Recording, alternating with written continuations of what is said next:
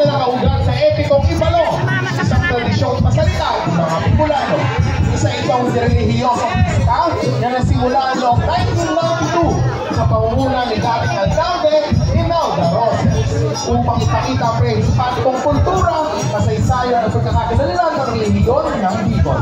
Tampok sa pesta ang mga barada, kasuotan, ang pagtatanghal sa pakita ng kabayanihan at mga laban nila Baltong, Hanyo at Bantong ayon sa salaysay ng epikong Ibalo.